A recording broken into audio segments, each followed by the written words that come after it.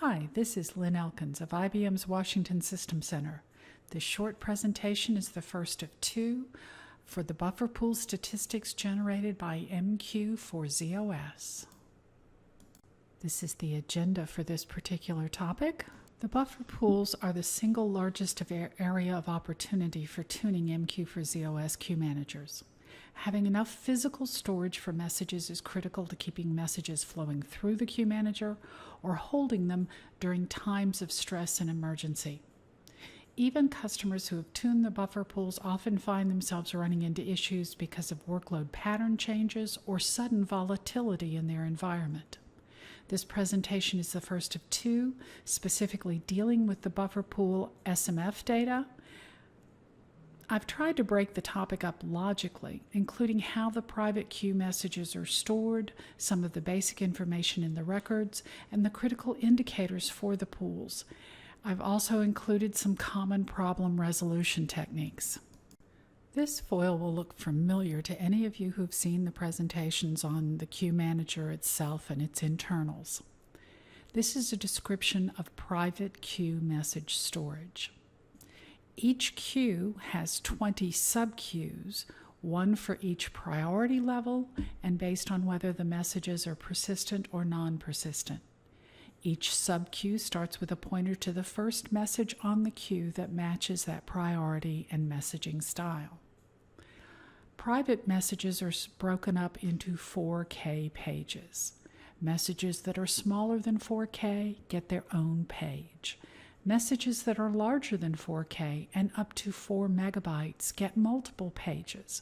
The first page in these long messages is really a pointer page. It holds information about the location for all the other pages that make up the message itself. So if you have a message that's just slightly longer than 4K, it will end up needing 3 pages within the buffer pool or page set. Messages that are longer than 4 megabytes up to the 100 megabyte limit have multiple pointer pages in addition to the 4K pages that make up the message itself. What are the buffer pools? Buffer pools are in-memory storage for private queues. This is much more efficient than files or databases. Buffer pools are backed up by page sets for longer-term message storage. There can be up to 100 buffer pools per queue manager. Most that I see have far fewer, with I think about 20 being the maximum I've seen in a production environment to date. The reason that buffer pools have remained the biggest area of opportunity for tuning a queue manager is simply because they help us avoid I/O, or in some cases they help us make the I/O faster. It's typically the first place that we look when there is a slowdown on an existing queue manager, and it's typically the first place we look when we start planning for utilization of new queues and in some cases for new queue managers as well. The buffer pools, page set, and storage classes are the MQ objects that make up the physical storage for private queues to a queue manager. The buffer pools are defined by the define buff pool statement. That's simple. It tells the queue manager how many pages are allocated for the pool, the location of the pool, and the disposition. If the location is below the bar, the memory pages are allocated from the 2 gigabyte maximum address space allotted to the queue manager address.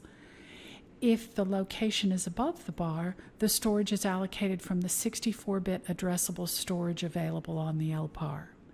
Those above the bar pages can also be fixed in memory, also known as page fixed, or not, as you decide. The page sets are VSAM linear data sets that can be thought of as long-term message storage areas. They are defined via ID cams and formatted via CSQ-util. They are typically included in the queue manager startup procedure itself. Page sets can be up to 64 gigabytes in size. The MQ object definition, define PSID, gives the page set number and the associated buffer pool. Storage classes define the object that is used on private queue definitions to tell the queue manager which resource pool, buffer pool, and page set should be used for which queues. They are defined via the define storage class command. The examples above, buffer pools 0 and 1 are associated with a single page set. Buffer pool 2 has 2 associated page sets. This is often done for buffer pools that have long-lived messages.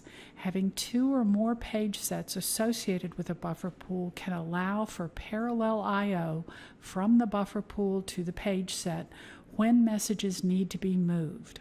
Parallel I/O can improve responsiveness by shortening the time it takes to get a buffer pool ready to accept more messages during high volume time, or if the buffer pool comes under stress. The fields in the buffer pool SMF data are included here. Those in red are the ones that we'll be discussing. This is a very simple sample I took from some test data I was running to show you what some of the data looks like within the buffer pool records. These are the informational fields contained within the buffer pool data. QPST pool is the buffer pool number.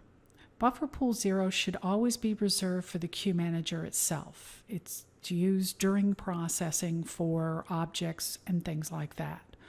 We really don't want application queues defined in buffer pool 0, but there is no prevention mechanism for that. QPST nBuff is the number of 4K pages defined for this particular buffer pool. QPST flag is flags that indicate information about the disposition and location of this particular buffer pool. QPST lock is the location. If the value associated with this flag is 0, the buffer pool is below the bar. If the value associated with this flag is 1, the buffer pool is above the bar. QPST4KB indicates whether or not the buffer pool is pageable. That is where the operating system can page out these memory pages, that is, write them to disk if it needs to. Fixing a buffer pool in memory is used to reduce the CPU utilization and to make I/O more efficient at the expense of having this storage above the bar always allocated and available to the queue manager. Continuing with some informational fields, QPST CBSL is the low water mark for available pages during this SMF interval.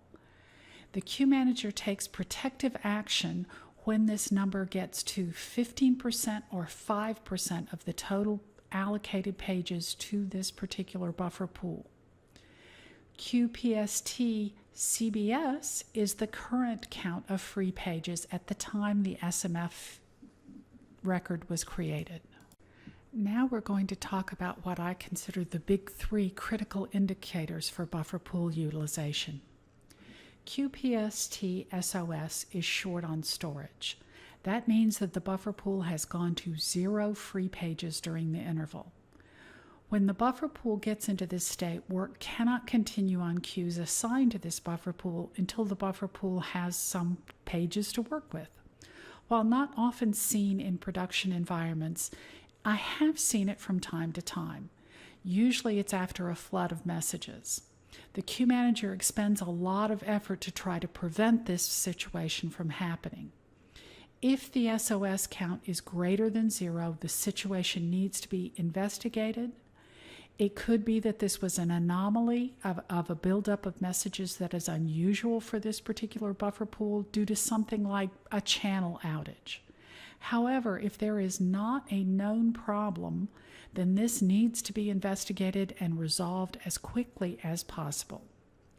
QPST DMC is the count of the number of times the synchronous write threshold was met during this interval.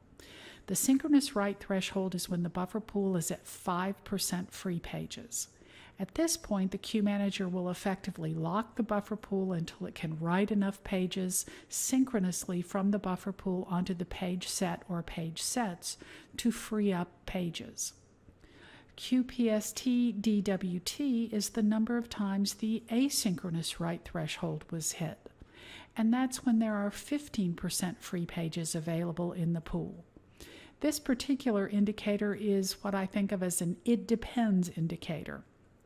I would expect to see a non-zero DWT count for buffer pools where there is a lot of batch-oriented work. That is long-lived messages on particular queues that are defined in that buffer pool.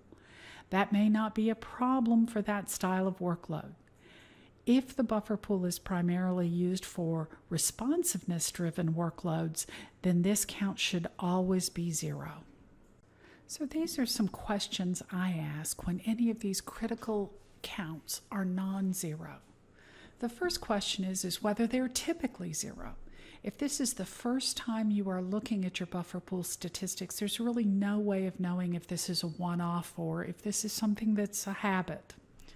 If you're looking at your statistics regularly and you've never seen this before, first check to see if something unusual happened during the interval. Was there a sudden influx of work, for example? Maybe a feeding application or queue manager was out of service for a while and then was suddenly restored. However, if it's becoming a habit to see non-zero counts in the short on storage count or in the DMC counts, then chances are good that you need to address the situation, and probably very quickly. Typically, the first response is just to make the buffer pool larger, and this may take care of the problem, or it may just delay it from happening for a bit. Sometimes to make the pool larger, you will have to move it above the bar. This could be due to a lack of space in the address space that the queue manager is running in itself, or it may just be so that you can take advantage of that massive amount of storage available to you above the bar. Another technique to deal with buffer pool issues is to move queues to other storage classes where there may be more resources available. This can often help when you have queues where the workload pattern has changed, and that change could include higher volumes or larger messages. When there is a high volume request-reply pair of queues, then sometimes splitting those across 2 storage classes can help improve your performance. Adding new getting application instances can also be helpful if the problem is that there has been a workload volume increase. Please remember that if the serving application has slowed down, adding additional instances may only make the problem worse, especially if the reason that there's a slowdown is a contention in a database that this particular application is using.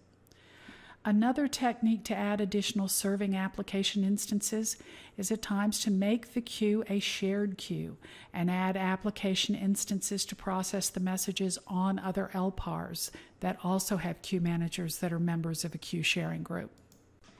In the next presentation, I'll talk about some of the other fields that are within the buffer pool SMF data. Thank you very much for listening. Please remember that I always welcome your feedback. And if you look at the PDF for this presentation, you will find a useful links page that will help you navigate to some other information about the important topic of MQSMF and how to analyze the performance of your ZOS queue manager. Thank you so much again.